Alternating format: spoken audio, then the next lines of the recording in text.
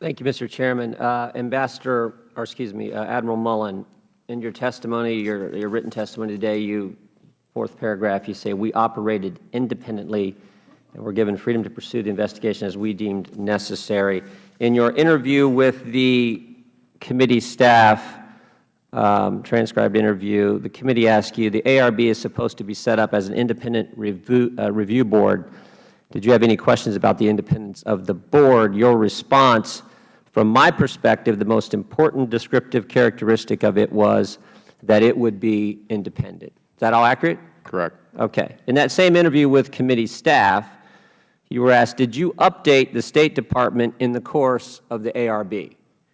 You replied, quote, "Shortly after we interviewed Ms. Lamb, Charlene Lamb, I initiated a call to Ms. Mills to give her a heads up because at this point, Ms. Lamb was on the list to come over here to testify."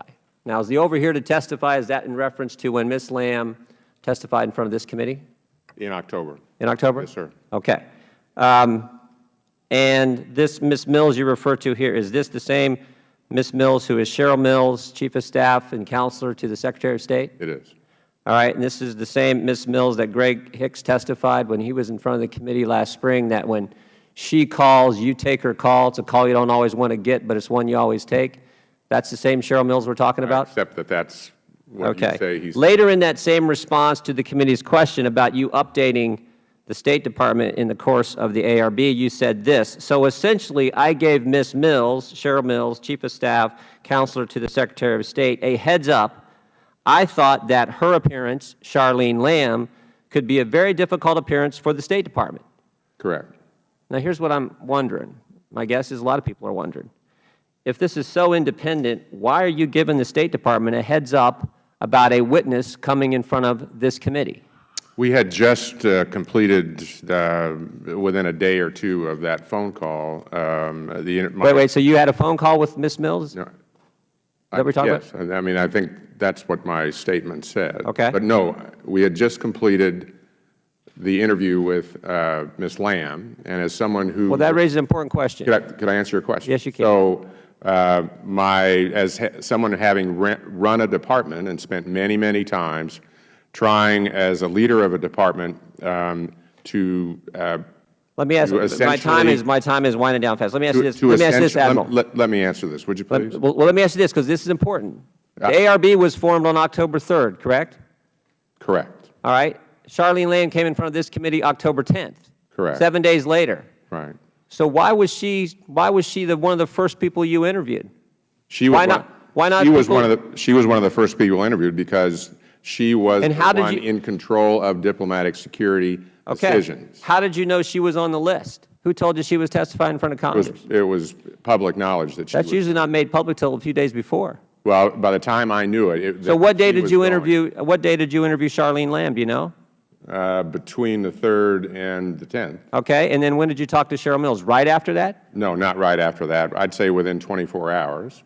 And specifically to give her a heads up that I didn't think that Charlene Lamb would be a witness at that point in time that would represent the department well.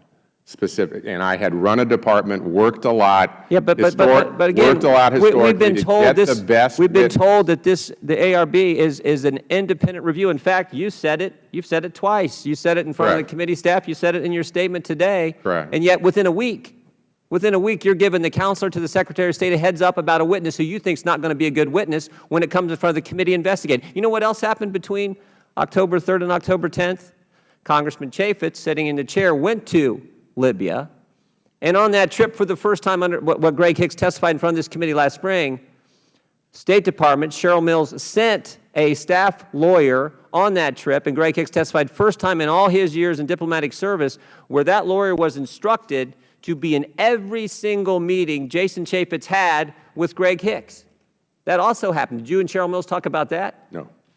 That also happened. And Greg Hicks also testified that when there was a meeting at a classified level that this staff lawyer was not eligible to attend, he got a phone call quickly thereafter from Cheryl Mills saying, why in the world did you let this meeting take place where this lawyer couldn't be in that meeting? And this is the same Cheryl Mills in that same time frame you're given a heads up to, and yet we're supposed to believe this report is independent.